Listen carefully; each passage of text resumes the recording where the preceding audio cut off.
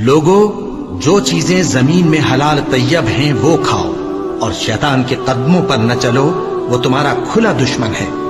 وہ تو تم کو برائی اور بے حیائی ہی کے کام کرنے کو کہتا ہے، اور یہ بھی کہ اللہ کی نسبت ایسی باتیں کہو جن کا تمہیں کچھ بھی علم نہیں۔ اور جب ان لوگوں سے کہا جاتا ہے کہ جو کتاب اللہ نے نازل فرمائی ہے اس کی پیروی کرو، تو کہتے ہیں نہیں، بلکہ ہم تو اسی چیز کی پیروی کریں گے جس پر ہم نے اپنے باپ دادا کو پایا۔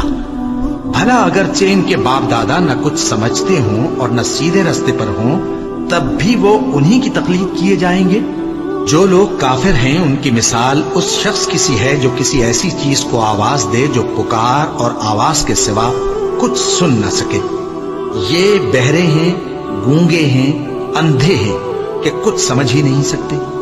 اے اہل ایمان، جو پاکیزہ چیزیں ہم نے تم کو عطا فرمائی ہیں ان کو کھاؤ، اور اگر اللہ ہی کے بندے ہو تو اس کی نعمتوں کا شکر بھی ادا کرو۔ اس نے تو تم پر بس مرا ہوا جانور اور لہو اور سور کا گوشت اور جس چیز پر اللہ کے سوا کسی اور کا نام پکارا جائے حرام کر دیا ہے۔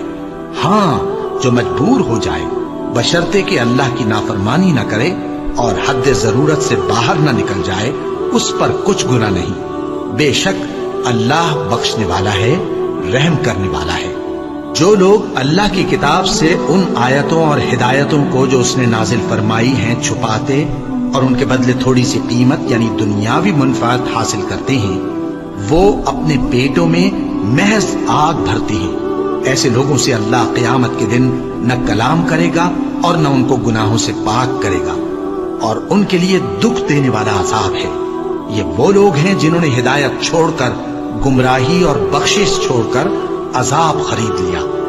یہ آتش جہنم کی کیسی برداشت کرنے والے ہیں۔ یہ اس لیے کہ اللہ نے کتاب سچائی کے ساتھ نازل فرمائی، اور جن لوگوں نے اس کتاب میں اختلاف کیا وہ ضد میں آ کر نیکی سے دور ہو گئے ہیں۔ نیکی یہی نہیں کہ تم مشرق و مغرب کو قبلہ سمجھ کر ان کی طرف منہ کر لو، بلکہ نیکی یہ ہے کہ لوگ اللہ پر اور روز آخر پر اور فرشتوں پر اور اللہ کی کتاب پر اور پیغمبروں پر ایمان لائیں، اور مال باوجود عزیز رکھنے کے رشتہ داروں اور یتیموں اور محتاجوں اور مسافروں اور